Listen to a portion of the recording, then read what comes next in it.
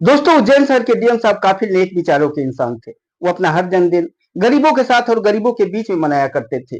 कल उनका जन्मदिन था।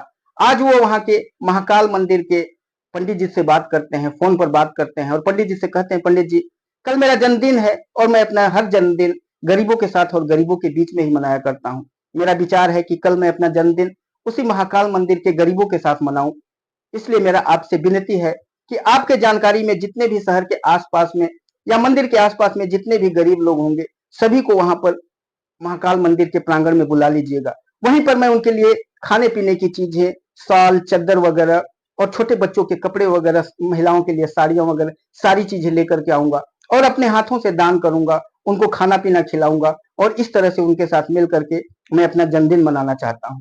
पंडित जी कहते हैं कि साहब, बहुत ही नेक विचार है आपका। आप जैसा कह रहे हैं मैं वैसा ही करूंगा।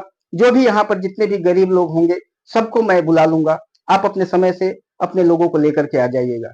उसके बाद डीएम साहब पंडित जी को विदा कर देते हैं। पंडित जी चले जाते हैं। उसके बाद डीएम साहब बेल बजाते हैं, अपने पीओ को बुलाते हैं और कहते हैं कि देखो, कल 10 बजे हमको मंदिर में पहुंचना है। सारा सामान जो मैंने आपको लिस्ट दिया है वो अभी 1-2 घंटे के अंदर मंगा लीजिए। कल ले चल के अपना जन्मदिन मनाना है और वहां पर जितने भी गरीब होंगे उनके लिए खाने पीने की चीजें और बूढ़े बुजुर्गों के लिए साल, चद्दर, महिलाओं के लिए साड़ियां और छोटे बच्चों के लिए जो कपड़े की लिस्ट मैंने दिया है वो सारी चीजें अभी के अभी मंगा लो। ये कहता है, साहब आप चिंता मत करिए, मैं 1-2 घंटे के अंदर सारा सामान मंगवा करके और पैक करवा करके गाड़ियों में लोड करा दूंगा और कल जैसे ही आप बोलेंगे हम लोग गाड़ियां लेकर के मंदिर के लिए मार्च कर जाएंगे। सारा सामान पीए मंगा लेता है और सारा सामान पैक हो जाता है। पैक होने के बाद गाड़ियों में सारा सामान लोड हो जाता है। अगले दिन डीएम साहब 9:30 बजता है, पीए को बुलाते हैं और कहते हैं कि चलो गाड़ियों को लेकर के सीधे मंदिर के प्रांगण में चलते हैं। गाड़ियां वहां से सीधे डीएम के साहब के काफिले मंदिर के प्रांगण में पहुंच जाते हैं। जब डीएम साहब मंदिर के प्रांगण में पहुंचते हैं तो देखते हैं कि वहां पर गरीबों की खूब संख्या में भीड़ लगी हुई है। डीएम साहब इतने सारे गरीबों को देख करके काफी खुश हो जाते हैं कि चलो, इतने लोगों का मेरे हाथों से इनको दान दक्षिणा दे करके और आज जन्मदिन मनाने का सौभाग्य मिला है। और वहां पर जाकर के अपनी गाड़ियों के अपने काफिला को रुकवा करके कहते हैं, जितना भी सामान है सारा सामान बाहर निकलवा दीजिए। अपनी टीम को कहते हैं कि जितने भी लोग यहाँ पर इकट्ठे हुए हैं वो सारे लोगों को एक एक कतार में बैठा दीजिए, जिससे हम लोग को सामान बांटने के लिए, खाने पीने की चीजें बांटने में आसानी हो। पंडित जी को भी बुलाते हैं, पंडित जी भी आ जाते हैं। पंडित जी भी अपने सेवादारों को लगा देते हैं और सारे जितने भी गरीब वहां पर होते हैं सबको एक एक कतार में वहां पर बैठाया जाने लगता है। जो बच्चे वहां पर छोटे छोटे बच्चे होते हैं उनके लिए डीएम साहब कहते हैं कि इनको एक साइड में बैठा दो और कुछ अपनी टीम के लोगों को कहते हैं कि बच्चों के लिए जो स्वेटर वगैरह, जो खिलौने या जो खाने पीने के बिस्किट, टॉफियां वगैरह जो लाए हैं, आप लोग बच्चों को बांटना शुरू कर दीजिए और महिलाओं को और बुजुर्गों को और जो पुरुष हैं इनको मैं अपने हाथों से दूंगा और इनका आशीर्वाद लूंगा। दोस्तों, उनकी टीम के लोग सामान ले आकर के खाने पीने का जो एक पैकेट बना हुआ था उसमें बिस्किट, टाफियां और जो बूढ़े बुजुर्गों को खाने वाली चीजें होती हैं, ब्रेड वगैरह सारा चीजें होता है, वो चीजें एक पैकेट और उसके साथ में शॉल, महिलाओं के लिए जो साड़ियां थी, वो सारी चीजें एक एक करके डीएम साहब को पकड़ाने लगते हैं और डीएम साहब वहां पर इकट्ठे जो लाइन से लगे हुए थे सबको एक एक करके बांटने लग जाते हैं। इसी क्रम में डीएम साहब जब बांटते बांटते आगे बढ़ते रहते हैं, तभी जब उस पंक्ति के लास्ट में एक महिला को देखते हैं, उस महिला को देखते ही उनके पैर ठिठक जाते हैं। महिला फटे पुराने कपड़ों में चुपचाप वहां पर गुमसुम सी बैठी हुई थी। उसकी नजरें नीचे झुकी हुई थी, लेकिन फिर भी डीएम साहब जैसे ही उसके पास पहुंचते हैं, झुकी नजरों के बावजूद उस महिला को डीएम साहब पहचान लेते हैं। डीएम साहब के हाथ में जो चद्दर और जो खाने पीने का जो सामान होता है अचानक उनके हाथ से गिर जाता है। उनके हाथ पैर पांव कांपने लग जाते हैं और डीएम साहब उस महिला को देख करके डीएम साहब के आंखों से आंसू बहने लग जाता है। दोस्तों, वो कौन थी महिला जिसे देखने के बाद डीएम साहब की हालत खराब हो गई थी? और उस फटे पुराने कपड़े में वो जो महिला सबसे लास्ट में बैठी हुई थी, उसको जब देख करके डीएम साहब की हालत क्यों खराब हो गई थी? कुछ तो था इन दोनों के बीच में रिश्ता। इस सारी चीजों को इस कहानी में जानेंगे, लेकिन इस पूरी कहानी को जानने के लिए आप इस वीडियो में लास्ट तक बने रहिएगा। आप अगर हमारे चैनल को अभी तक सब्सक्राइब नहीं किए हैं तो चैनल को सब्सक्राइब कर लीजिएगा, वीडियो को लाइक करके अपने दोस्तों को शेयर कर दीजिएगा। चलिए जानते हैं इस पूरी कहानी को। दोस्तों, मध्य प्रदेश की राजधानी भोपाल के एक छोटे से गांव के रहने वाले वैभव की शादी वहीं के एक बगल के छोटे से गांव की रहने वाली रूबी के साथ हो जाता है। रूबी जब दुल्हन बनकर के ससुराल आती है तो वैभव उसकी सुंदरता को देख करके फूले नहीं समाता। रूबी पढ़ने लिखने में काफी होशियार थी, ग्रेजुएशन कर चुकी थी और वो मध्य प्रदेश पुलिस में सब इंस्पेक्टर की तैयारी कर रही थी, जबकि वैभव मध्य प्रदेश पुलिस में ही कांस्टेबल रैंक पे नौकरी कर रहा था। दोस्तों, पति पत्नी के बीच में अगाध प्रेम था। दोनों एक दूसरे को बहुत चाहते थे, बहुत प्यार करते थे। जब शादी के बाद रूबी वैभव के घर में आती है तो वैभव से कहती है कि देखिए, मैंने ग्रेजुएशन कर लिया है और मैं चाहती हूँ कि पुलिस में सब इंस्पेक्टर बनूं और उसके लिए मैंने तैयारी कर रही हूँ। कई बार मैंने टेस्ट दे चुकी हूँ लेकिन सक्सेस नहीं हो पाई। मैं चाहती हूँ कि मेरी थोड़ा मदद करिए और मैं तैयारी करूं और मैं सब इंस्पेक्टर बन जाऊं। वैभव कहता है, इसमें कौन सी बुरी बात है, तुम चाहो तो जैसे चाहो वैसे तैयारी करो, कहो तो मैं तुम्हारी कोचिंग भी लगवा देता हूँ, तुम तैयारी करो, कोई दिक्कत नहीं है, मैं हूं ना। और उसके बाद वैभव रूबी का एक कोचिंग सेंटर में एडमिशन करा देता है। रूबी कोचिंग करने लग जाती है और अपनी सब इंस्पेक्टर की तैयारी करने लग जाती है। इधर जो कांस्टेबल वैभव होता है वो अपनी नौकरी करता है और जब नौकरी करके घर आता है तो रूबी को हमेशा पढ़ते हुए देखता है, तो उसके लिए चाय वगैरह भी बना करके दे दिया करता है। रूबी कभी पढ़ते पढ़ते बीमार या कोई तबीयत खराब हो जाता है तो उसका हाथ पैर वगैरह भी दबा देता है, उसका सेवा भी करता रहता है। वैभव भी चाहता था कि उसकी पत्नी पढ़ लिख करके एक सब इंस्पेक्टर बने, एक बड़े ओहदे पर जाए और दोनों पति पत्नी काफी अच्छे से, काफी प्यार से रहें। दोस्तों, ये समय धीरे धीरे बीतता रहता है। हमेशा वैभव अपनी पत्नी का मदद करता रहता है और धीरे धीरे एक दिन ऐसा आता है कि रूबी अप्लाई कर देती है सब इंस्पेक्टर के लिए, एग्जाम देती है और एग्जाम में जब सेलेक्ट हो जाती है, सब इंस्पेक्टर बन जाती है, तो इसको जानने के बाद वैभव, जितना रूबी को खुशी होता है उससे ज्यादा वैभव खुश हो जाता है। वैभव और रूबी दोनों मिलकर के इस खुशी को खूब अच्छे तरीके से सेलिब्रेट करते हैं। जब रूबी के घर वालों को पता चलता है कि बेटी सब इंस्पेक्टर बन गई है और जब वैभव के घर वालों को भी पता चलता है कि जो बहू है वो सब इंस्पेक्टर बन चुकी है, तो सारे लोग काफी खुश हो जाते हैं और काफी खुशी से ये सेलिब्रेट किया जाता है। रूबी ट्रेनिंग के लिए चली जाती है और ट्रेनिंग करके जब आती है तो एक थाने पर पोस्टेड हो जाती है और उस थाने पर अपनी ड्यूटी करने लग जाती है। लेकिन दोस्तों, समय जो है वो धीरे धीरे बदलता है। अब रूबी की जो सोसाइटी है वो चेंज हो चुकी थी। अब वो बड़े बड़े लोगों के साथ मिलना जुलना, उनकी पार्टियों में आना जाना रूबी का अब हो जाता है। अब रूबी बड़े लोगों के बीच में जाती है। अब उसे जो अपना पति था, जो वैभव, वो एक कांस्टेबल रैंक पर था, अब वो उसे छोटा और तौहीन समझने लगती है। ऐसे ही वो एक दिन किसी बड़ी पार्टी में गई हुई थी, साथ में वैभव को भी लेकर के गई थी। वहां पर उस पार्टी में उसके विभाग के बहुत सारे बड़े बड़े अधिकारी भी वहां पहुंचे हुए थे। तभी एक अधिकारी उससे पूछता है कि तुम्हारे पति क्या करते हैं। पहले तो वो बताने में काफी संकोच करती है, लेकिन फिर वो जब बार बार पूछने लगता है तो कहती है कि मेरे पति इसी विभाग में कांस्टेबल रैंक पे हैं। जैसे ही वो कांस्टेबल का नाम लेती है, वैसे ही वो जो बड़ा अधिकारी होता है वो एक अजीब तरह से अपना मुंह बनाता है। ऐसा लगता है कि कांस्टेबल नाम सुनकर ही काफी तुच्छ समझने लगा था। और ये देख करके जो वहां पर खड़ा हुआ वैभव काफी दुखी हो जाता है। वो सोचता है कि मेरी पत्नी कुछ न कुछ जरूर इसको जवाब देगी, लेकिन वो कुछ भी जवाब नहीं देती है, चुपचाप अपना मुंह बंद करके उससे बातें करती रहती है। इसको सुन करके और ये देख करके वैभव काफी दुखी हो जाता है। जब पार्टी से घर आते हैं, घर आने के बाद वो रूबी से कहता है कि उस व्यक्ति का तुमने जवाब क्यों नहीं दिया। कोई भी बड़ा छोटा हो सकता है, मैं कांस्टेबल रैंक पे हूं तो क्या हो गया, मैंने ही तो तुमको पढ़ा लिखा करके और तुम्हारी हर तरह मदद करके और तुम्हें सब इंस्पेक्टर तक पहुंचाया है। तो पति पत्नी का प्यार सबसे बड़ा मायने रखता है, उसका ओहदा, उसका कद, उसकी नौकरी और उसका जॉब नहीं रखता है। और वो तुमने उसको समझाया क्यों नहीं। तो रूबी कहती है कि क्या समझाऊं, किसके किसके मुंह को बंद रखूं। तुम कांस्टेबल हो ये सच है और मैं एक सब इंस्पेक्टर हूं ये सच है। तुम्हारी सोसाइटी अलग है, मेरी सोसाइटी बड़े लोगों के साथ है, तो लोग तो बोलेंगे ही और उसको सुनना ही पड़ेगा। ये बोल करके वो वहां से चली जाती है। तभी वैभव समझ जाता है कि इसके दिलो दिमाग में भी यही सब चीजें चल रही है, वो भी अब काफी मुझे तुच्छ समझ रही है। और वो समय आ जाता है। एक दिन रूबी वैभव के सामने कह देती है कि मैं अभी इस शहर में नहीं रहना चाहती हूँ, क्योंकि इस शहर में तुम भी पोस्टेड हो और तुम्हारे साथ मैं हूँ, मेरी काफी बेइज्जती होती है। लोग घृणा की नजरों से मुझे देखते हैं कि तुम इतनी खूबसूरत और तुम सब इंस्पेक्टर और तुम्हारा पति एक कांस्टेबल है, इसलिए मैं अपनी पोस्टिंग किसी और शहर में करा ले रही हूँ। वो अपनी पोस्टिंग किसी दूसरे शहर में करा लेती है और वहां पर चली जाती है। कुछ ही दिन बीता होता है कि वो एक तलाक की नोटिस वैभव के लिए भेज देती है। जब वैभव वो तलाक का नोटिस पढ़ता है तो उसके पैरों तले जमीन खिसक जाती है। वो फूट फूट करके बैठ करके रोने लगता है और सोचने लगता है कि क्या गुनाह कर दिया मैंने, शादी किया मैंने, प्यार किया, तुम्हें पढ़ा लिखा करके तुम्हें सब इंस्पेक्टर बनाया, लेकिन ये गरीबी और ये लाचारी और एक छोटा बड़ा का जो तौहीन ही तुम्हारे दिमाग में आ गया है, इसकी वजह से तुम आज मुझे तलाक दे रही हो। दोस्तों वो काफी देर तक सोचता रहता है और ये सोचता है कि अब क्या करूं मैं। लोग उसके साथ वाले जो कांस्टेबल और जो उसके साथ सर्विस करने वाले लोग होते हैं उसको ताने मारने लगते हैं और कहते हैं कि इसकी पत्नी ने तो इसको तलाक दे दिया और इसके अंदर जरूर कुछ न कुछ कमियां होंगी, ये अपनी पत्नी को सेटिस्फाइड नहीं कर पा रहा होगा, इसीलिए तो इसकी पत्नी ने इसको तलाक दे दिया है।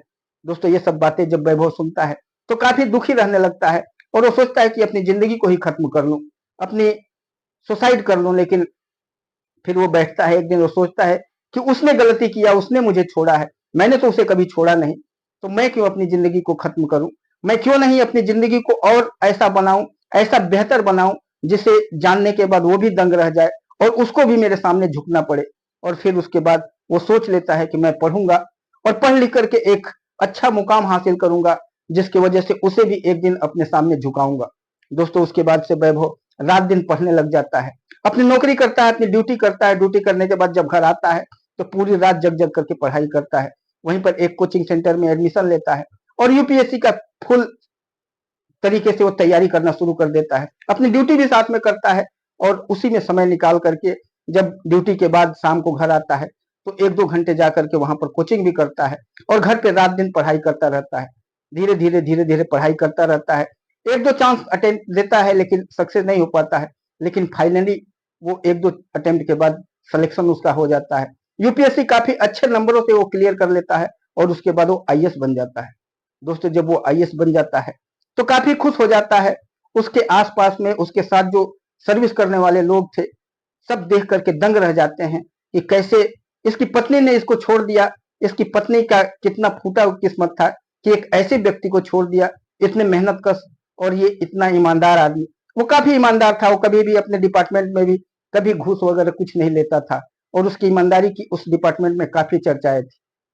सिलेक्शन हो जाता है, उसके घर परिवार वालों को जब पता चलता है कि वैभव अब आईएएस बनने जा रहा है तो सारे लोग काफी खुश होते हैं। उसके रिश्तेदार, उसके गांव वाले जब जानते हैं कि इसकी पत्नी ने तो इसको छोड़ दिया लेकिन ये अपनी मेहनत के बल पर आज फिर एक कांस्टेबल से एक आईएएस अधिकारी, एक डीएम बनने जा रहा है, सभी लोग काफी खुश होते हैं, काफी उसकी इज्जत की जाती है।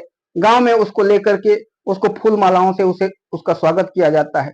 उसके बाद वैभव ट्रेनिंग के लिए चला जाता है और ट्रेनिंग करने के बाद जब वो वापस आता है तो उसकी एज ए डीएम उज्जैन में पोस्टिंग हो जाती है, उज्जैन का डीएम बन जाता है। वैभव काफी शांत विचार का, काफी अच्छा व्यक्ति था। उसकी यही आदत थी कि अपनी जो जन्मदिन वगैरह होता था या होली दिवाली हो, वो हमेशा गरीबों के बीच में मनाया करता था, अनाथों के बीच में मनाया करता था। कभी वृद्धाश्रम, कभी अनाथ आश्रम, कभी मंदिरों में, कभी गरीबों में, कभी जो भीख मांगने वाले लोग होते हैं उनके बीच में जाकर के वो अपनी खुशियां बांटता रहता था, उनसे मिलता रहता था। और उस इसी अपने बर्थडे को मनाने के लिए उस दिन वो उज्जैन के महाकाल मंदिर में पहुंच जाता है।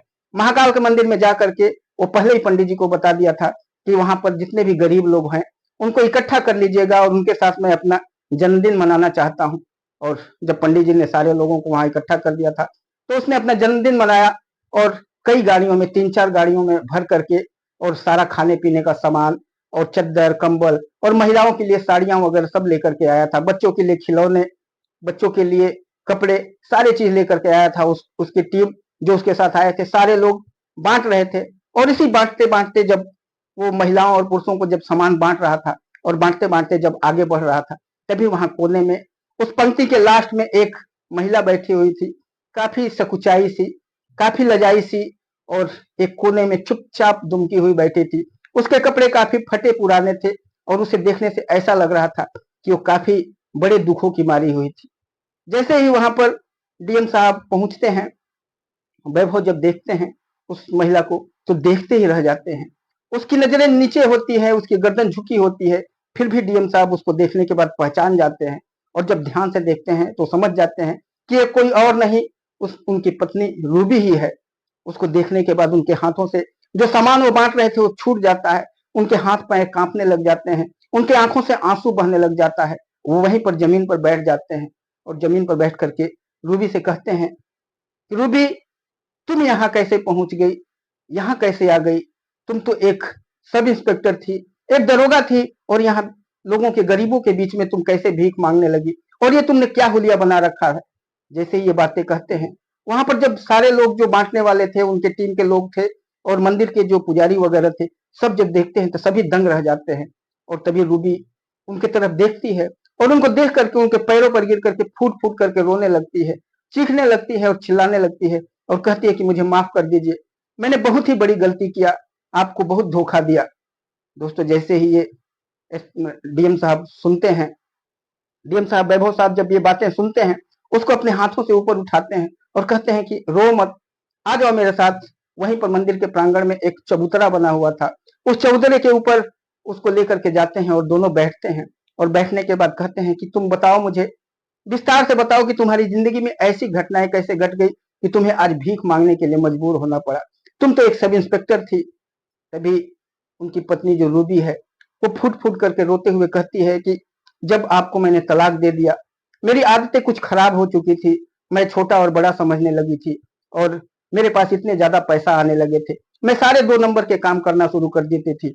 गलत गलत तरीके से लोगों से पैसा लेना, मन जो थाने पर जो लोग आते थे, उनके केस को गलत और सही साबित कर देना, जो अगर मर्डर करके भी, खून करके भी आता था, उसको भी पैसे लेकर के रिहा करवा देती थी।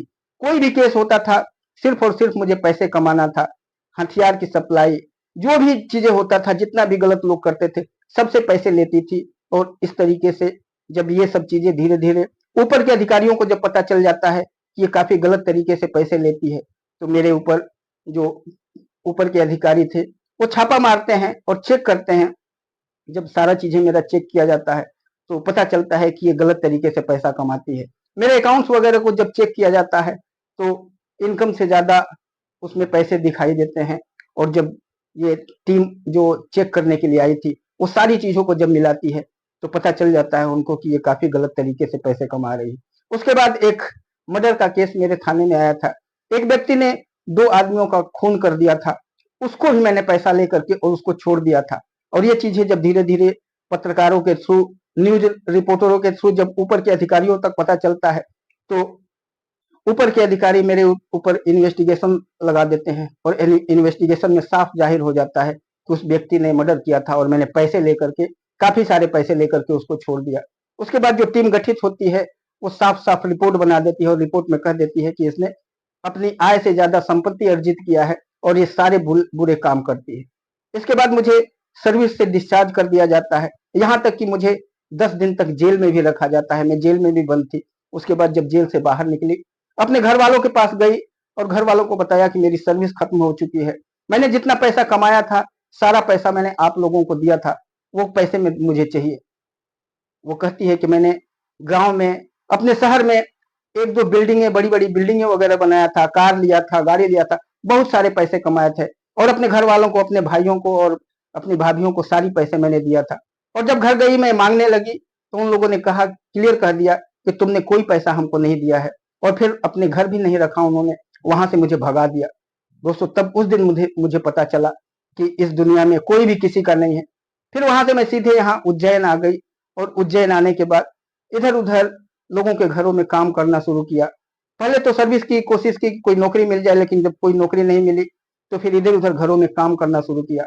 लेकिन जब घरों में काम करना शुरू की, तो मुझे पता चला कि हर व्यक्ति की नजरें मेरे शरीर को ढूंढ रही थी, मेरे शरीर को पाना चाह रही थी। फिर मैंने वो सब काम वगैरह छोड़ दिया, और मैं यही मंदिर के पास ही रह करके, यहीं पर जो लोग आते हैं, जो चढ़ावा चढ़ाते हैं, कुछ भीख वगैरह देते हैं, उसी को खा करके अपनी जिंदगी किसी भी तरह से काट रहे हैं। दोस्तों, जैसे ही डीएम साहब को, वैभव को ये बातें पता चलता है, उनके आंखों से आंसू आने लगता है, और वो पत्नी को बार बार देखते रहते हैं, और कहते हैं कि देखो, तुम कहां से कहां पहुंच गई, एक छोटी सी भूल और छोटी सी गलती की वजह से। तुम्हें वो दिन याद है जिस दिन तुमने कहा था कि तुम एक मामूली अदना सा कांस्टेबल हो, और मैं सब इंस्पेक्टर हूँ? तुम्हें बहुत ज्यादा प्राउड हो गया था, बहुत ज्यादा अपने ऊपर घमंड हो गया था। यही कहा जाता है कि इंसान को कभी भी घमंड नहीं होना चाहिए।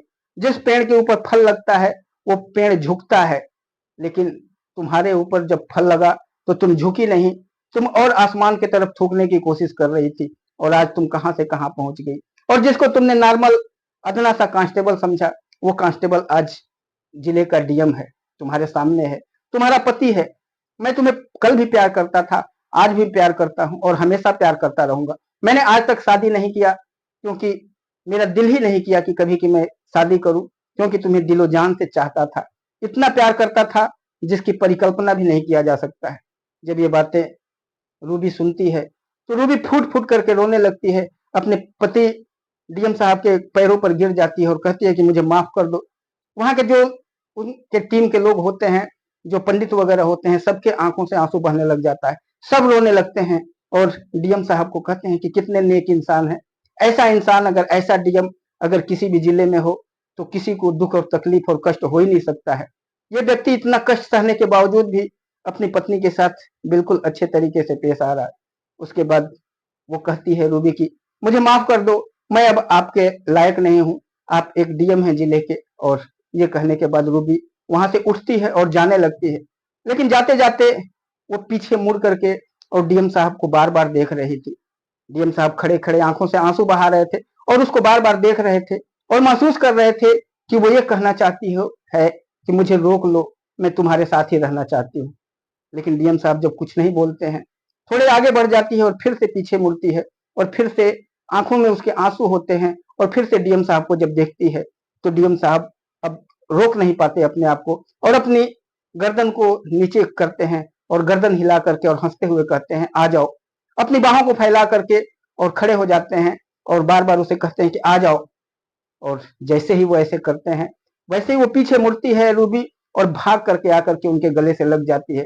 उनके गले से ऐसे चिपक जाती है जैसे कोई बच्चा भूख के मारे छटपटा करके और अपनी माँ के कलेजे से जाकर के चिपक जाता है, उनके गले से लग जाती है, फूट फूट कर रोने लगती है और कहती है कि मुझे माफ कर दो, मुझसे बहुत बड़ी गलती हो गई, अब जीवन में कभी भी ऐसी गलती नहीं होगी।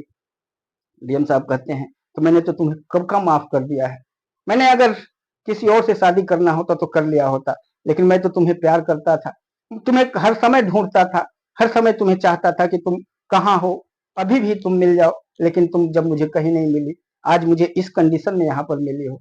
चलो जो भी हुआ कोई बात नहीं। और वहां से अपनी गाड़ी पर बैठाते हैं और वहां से लेकर के अपने घर के लिए चलने लगते हैं। मंदिर के जो पुजारी होते हैं वो डीएम साहब को लाख लाख बधाई देते हैं और कहते हैं कि आप जैसा इंसान इस दुनिया में शायद ही कोई मिलेगा। इतनी सारी चीजें, इतनी तकलीफें झेलने के बावजूद, इतना आपको टॉर्चर किया गया, फिर भी उस पत्नी को आपने माफ कर दिया, धन्य हैं आप। और ये कह करके काफी पंडित जी उनको आशीर्वाद देते हैं। डीएम साहब अपनी लाल बत्ती वाली कार में अपनी पत्नी को बैठाते हैं, सीधे वहां से होटल लेकर के जाते हैं और अपनी पत्नी को उस होटल में खूब अच्छे से खाना पीना खिलाते हैं। घर लेकर के आते हैं, अपनी पत्नी को अच्छे से नहलाते धुलाते हैं और उसके बाद वहीं से सीधे एक मार्ट में लेकर के जाते हैं। मार्ट में ले जाकर के अपनी पत्नी के लिए खूब अच्छी अच्छी साड़ियां खरीदते हैं और उसकी श्रृंगार के सारे सामान खरीद करके अपने बंगले में लेकर के आते हैं। उस दिन रूबी फिर से उसी तरह से तैयार होती है जिस तरह से वो सुहाग रात के दिन तैयार हुई थी। सारी चीजें लेकर आते हैं, गहने वगैरह भी लेकर के आते हैं। रूबी तैयार होती है और उसके बाद दोनों पति पत्नी अपनी उस रात को फिर से रंगीन करते हैं। दोनों एक दूसरे के बाहों में होते हैं और फिर उसके बाद उनकी जिंदगी अच्छे तरीके से खुशी पूर्वक कटने लग जाती है। तकरीबन 1 साल के बाद इन दोनों के घर में एक और खुशी आती है। इनको एक बेटा होता है और इनका परिवार भरा पूरा काफी खुशी पूर्वक ये लोग पति पत्नी अपने बेटे के साथ अपनी जिंदगी का निर्वाह करने लग जाते हैं। दोस्तों आपको ये कहानी कैसी लगी? अगर कहानी अच्छी लगी होगी तो वीडियो को लाइक कर दीजिएगा, चैनल को सब्सक्राइब कर लीजिएगा और अपने दोस्तों को शेयर कर दीजिएगा। जाते जाते मैं आपसे एक ही बात कहना चाहूंगा कि कोई भी काम करने से पहले, खासतौर से पति पत्नी कोई भी स्टेप लेने से पहले 1000 बार उस बात को सोचें कि जो मैं स्टेप लेने जा रहा हूँ या जो मैं स्टेप लेने जा रही हूँ ये हमारे जीवन को कितने अंधकार में ढकेलने जा रहा है। इस चीज को सोच करके, समझ करके और फिर जीवन में आगे बढ़ें, क्योंकि एक बार जब प्यार का डोर टूट जाता है तो फिर वो जोड़े नहीं जुड़ता है। फिर मिलेंगे किसी और वीडियो में, तब तक के लिए जय हिंद, जय भारत, वंदे मातरम।